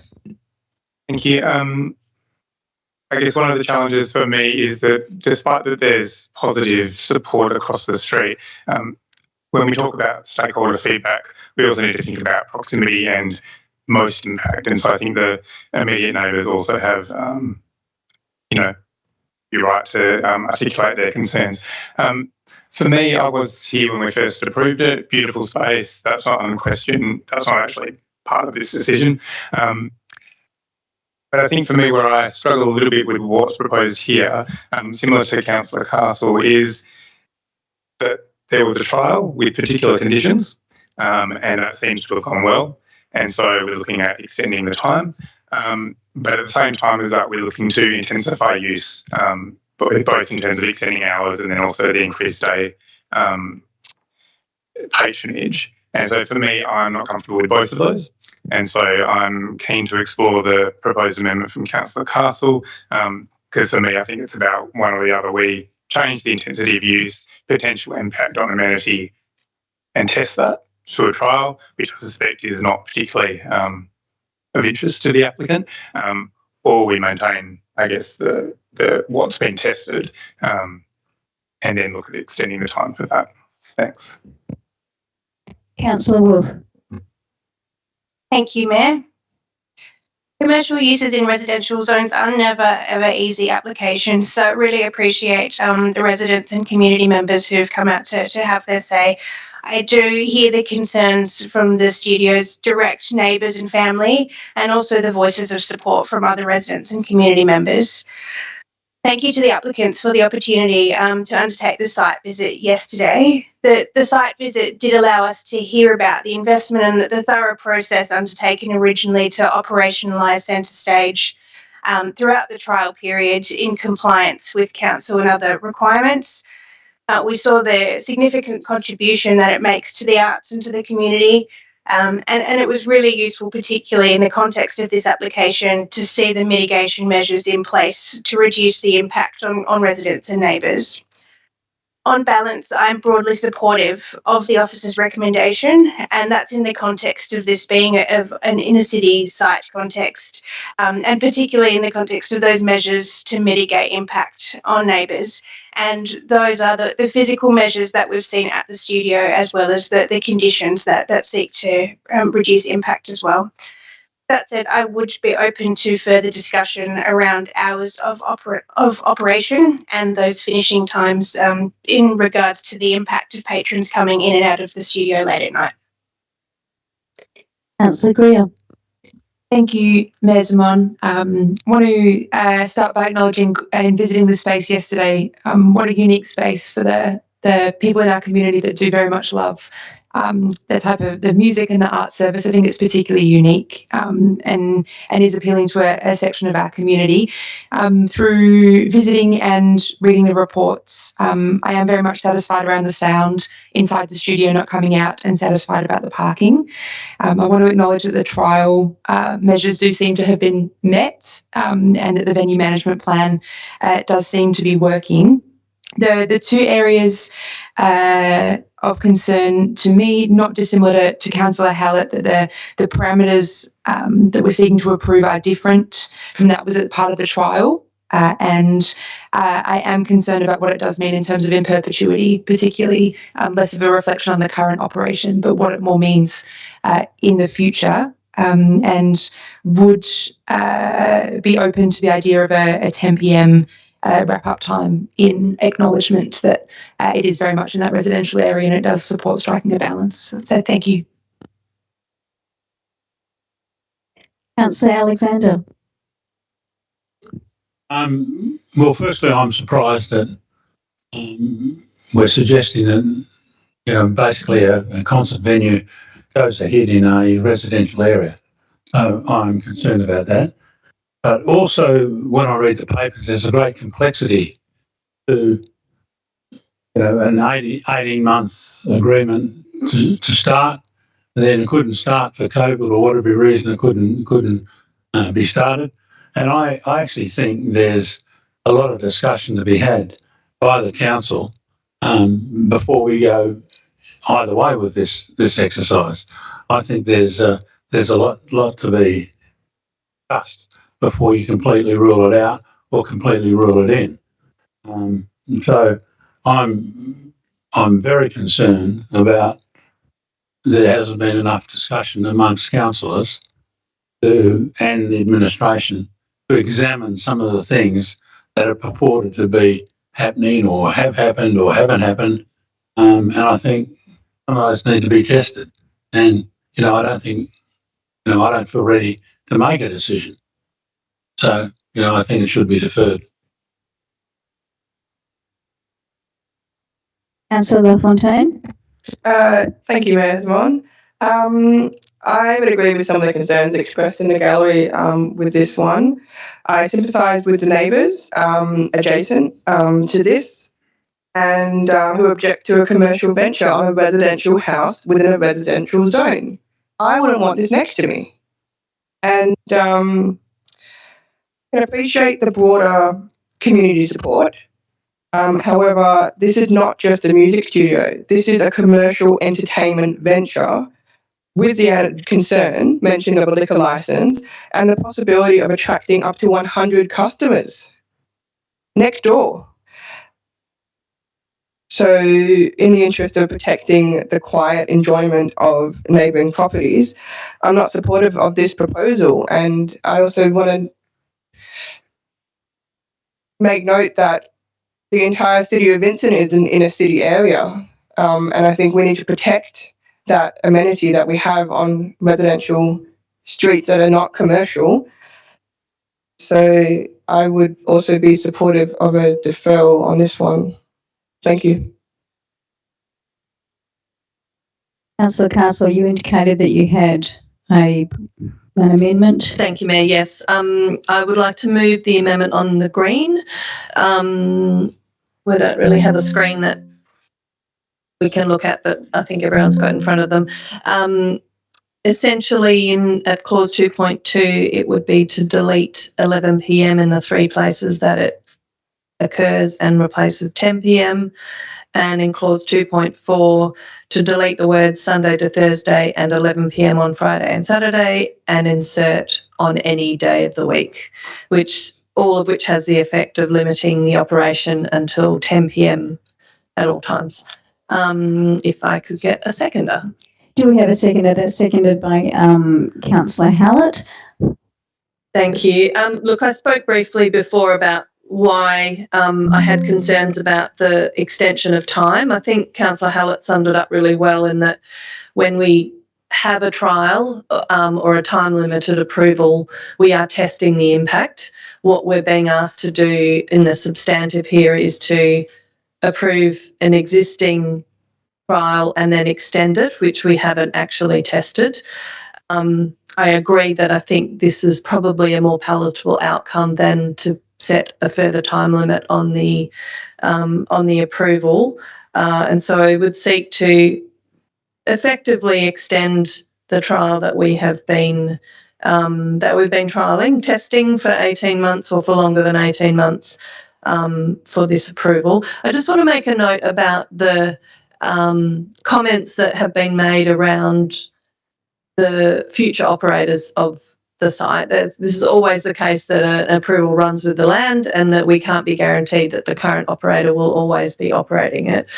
I do think there have been made a lot of assumptions about the type of patrons that use this property now and who might use it in the future and what they might be like and what noise they might generate. What I would say is that is exactly what the management plan is for. It is there to manage that with the approval as it runs. So I'm quite comfortable that that is capable of managing that should this property in the future attract a different type of music and a different type of patron. I don't think we can assume they will all be bad or worse than what we have. Councillor Hallett. Does anyone else wish to speak on this amendment? Councillor Warner. Thank you. Firstly, thank you, Councillor Castle, for your comments there about what would happen by approving this in perpetuity, and I really appreciate your comments about how there is ways to manage that with a management plan, and that's what that is in place to do. Whilst I was obviously supportive of the original recommendation, in the interests of compromise, I would be keen to support this. Thank you. Councillor Wolf. Thank you, Mayor. Just a short comment to say I do support this. I don't support a further time limit given the process that we've been through, a further time limited approval given the process that we've already been through and that process having had no complaints. And I understand the operator seeking some certainty around the future of his business, but I do think that this earlier finish time is important to try and strike that balance and allow for the benefits and the vibrancy, but managing that within the residential zone. So I support the amendment. As someone who lives in the area, I also want to say that I really do support the time limit being 10 o'clock.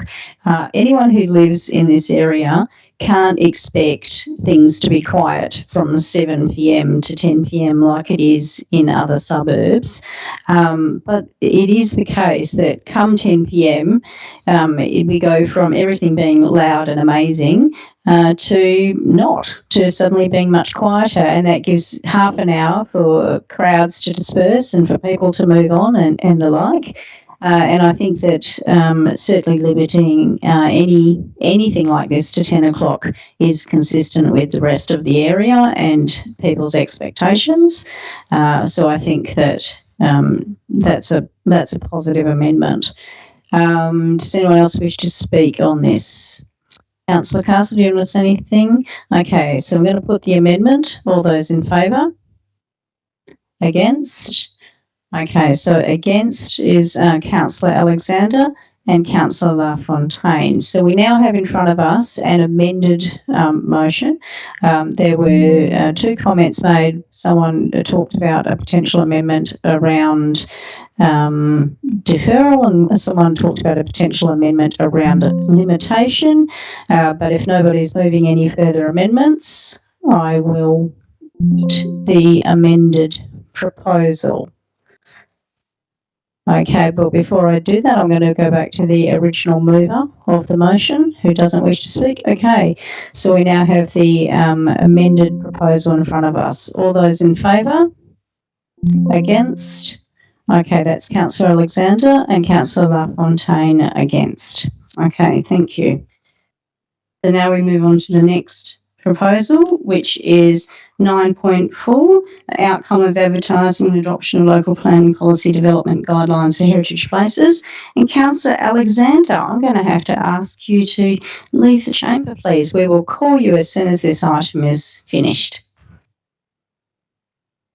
So don't go far.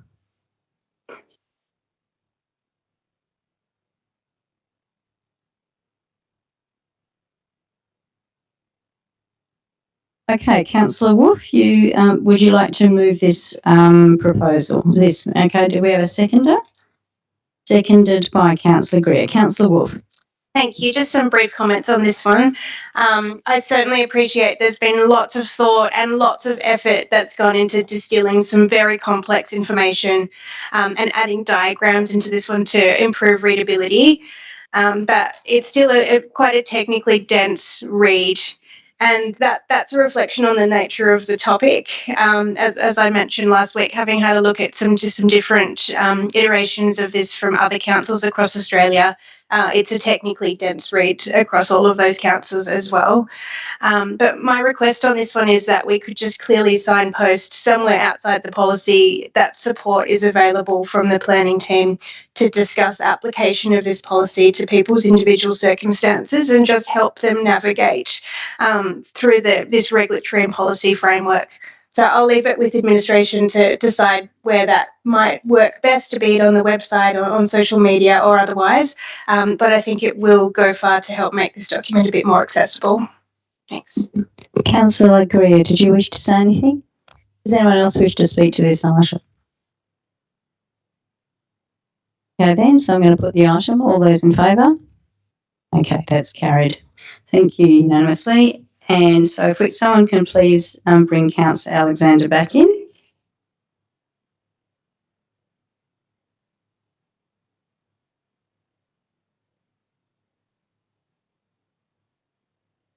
Where's he gone?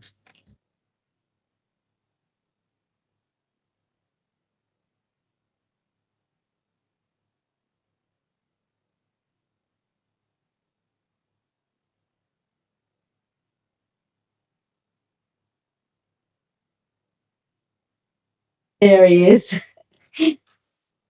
Okay then, so now we move to 13.1,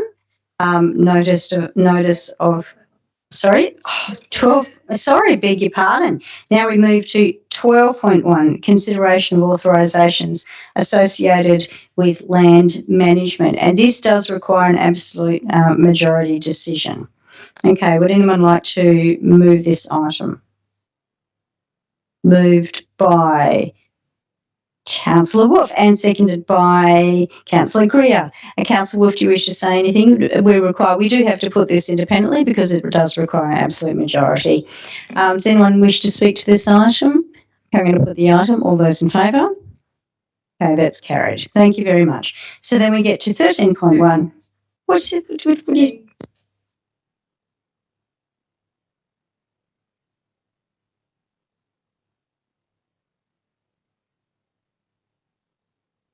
Okay, so as a presiding member, I don't usually get the opportunity to move motions. I would like to take the opportunity now to move a notice of motion. And so I'd like to move item 13.1, notice of motion, rodenticide use. Is there a seconder? Seconded by Councillor Howlett. Okay, so thank you very much, members, for letting me put this motion. I note that the City of Vincent has already done quite a bit of work trying to deal with the issue of rodenticide and secondary poisonings. It is a very big concern for our wildlife, in particular for birds of prey like owls. We do have quite a number of owls in the City of Vincent, and I'm concerned to make sure that we continue to have as many as we possibly can.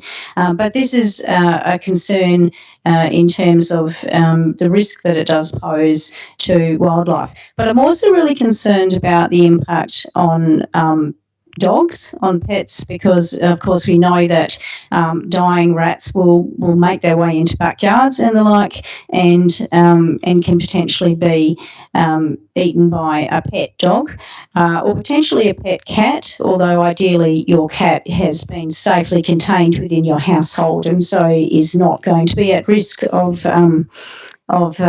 eating any rats that have been poisoned. But we are concerned to make sure that we can always look to improve, to see what we can do even better in this space.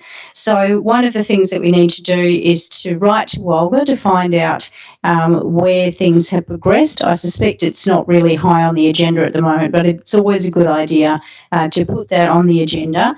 And also, there has been support within the administration to the suggestion that we'd run more community education around the importance of not having second generation rodenticides used within the City of Vincent. So there's a number of things that have been outlined in terms of what can be done. I want to thank BirdLife Australia, who have been doing some really important advocacy around this, trying to raise awareness and trying to ensure that councils across the board are taking a more proactive role in terms of trying to address this. What we do need to note is that restrictions on the sale and use of second generation anticoagulant rodenticides actually falls within the Australian Pesticides and Veterinary Medicines Authority, and they are undertaking a review. We won't know what the nature of that review is going to be until the end of this year or sometime in 2025. But I think that it's important that as local councils we at least do what we can to play our part to try to address this. We've already got enough of a problem with our local wildlife having reduced habitat. The last thing we need to be doing is contributing to the problem even further by having such serious poisons out there, which is going to take even more wildlife out with it than is intended. So please, I would ask that you are supportive of this motion. I believe it's in line with the expectations of our community, and I think that we can be just one council that joins many other councils trying to improve what we're doing in this space, acknowledging that we've already made steps in this direction. This is just making sure that we're keeping it on the agenda and taking the action a little bit further. Councillor Howlett, is there anything you wish to say? Just quickly, I was completely unaware of this until a couple of years ago when a resident contacted me, and when I asked the question of admin, it was really pleasing to see that admin was already doing stuff. And so I think for me, this notice of motion is important because it's about extending what we have done in terms of getting our house in order, and now how do we push out and have influence and advocate outwards to have a broader impact. So fully support. Thanks. Does anyone else wish to speak to this item? Councillor Wolf. Thank you, Mayor. Thank you for preparing this very thorough motion. I was so pleased to see it because it's an issue of such great importance to our council administration and to our residents who have been active around this issue. It is absolutely heartbreaking to see the impact that these rodenticides have on our wildlife and on our owls, who not only get sick from the poisoning and can pass away, but it can make it more dangerous for them in terms of being hit by cars more often. One of the reasons I just wanted to point out that this growing owl-friendly council movement has been growing across WA is because of the woeful inaction of the authority, the Australian Pesticides and Veterinary Medicines Authority.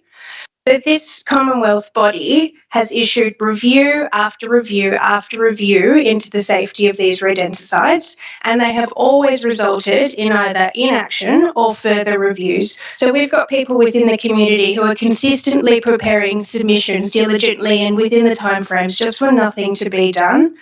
And I heard from an academic expert recently that when the authority was instructed to clear its books of long-standing items under review, this particular rodenticide didn't make the cut because it had been on the books for 18 years and not the 20 years that was the required bar. So I really hope that the actions by our council and other WA councils put pressure on the authority to act, but I also hope that it puts pressure on retailers. So we know that these rodenticides are so dangerous and can cause harm to our wildlife, but at the same time, they're cheaply and readily available at local hardware stores. And instead of waiting for the authority to eventually regulate, there's nothing stopping retailers like Bunnings, who are well aware of this issue, to take steps now. So things like simple signage that they can put up around these products that might educate consumers about their risks. So I'm really pleased with this action, and I hope it does put pressure on those retailers. Also note there, BirdLife Australia, the work that BirdLife WA, BirdLife Australia and our friendly Margaret River has been doing in this space, who've been really active. And I hope, assuming this is passed, that administration does continue to engage with BirdLife WA and our friendly Margaret River. And hopefully we can get a few of the bumper stickers saying our friendly Vincent, like they've got down in Margaret River as well. Does anyone else wish to speak to this item? Councillor Warner. Thank you for bringing this forward. I particularly just want to comment on the request to basically provide fact sheets for the community and deliver a communications campaign and provide information. I hadn't looked at this until just a few minutes ago, and just looking at FGAR versus SGAR. I had no idea what that was. So I've learned something now, the difference and the importance of actually being aware of what that difference is. So I'm really encouraged that if I can learn something tonight, if we can keep passing that education on to the community, that could actually have a positive impact. So thank you. Does anyone else wish to speak to this item? Councillor Alexander. Sorry, I was aware that the City of Vincent had taken some steps not to use it themselves. Certainly support, a wider information policy to ensure our residents and ratepayers are not using it. But also, there's a number of chemicals that we might want to follow up with that countries like China and the US are producing and selling to Australia, but not using themselves because they've got lawsuits against them and all sorts of things. So there's a range of chemicals that are being used in Australia that other countries won't use.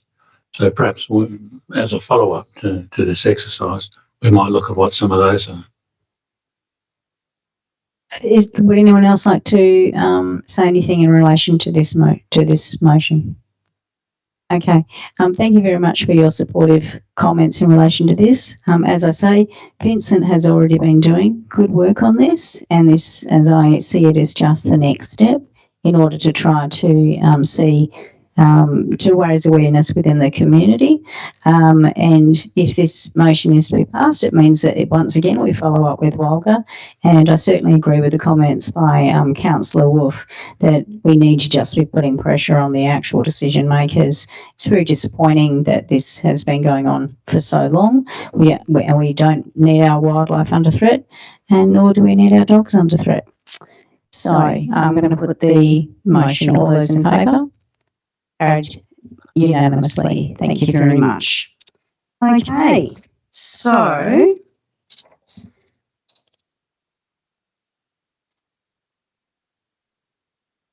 that's it. Okay, so there being no further business to conduct, I thank all those people who've been in attendance and all those people who are watching on the live stream, and I close the meeting at 8:03. Thank you. Wendy, can you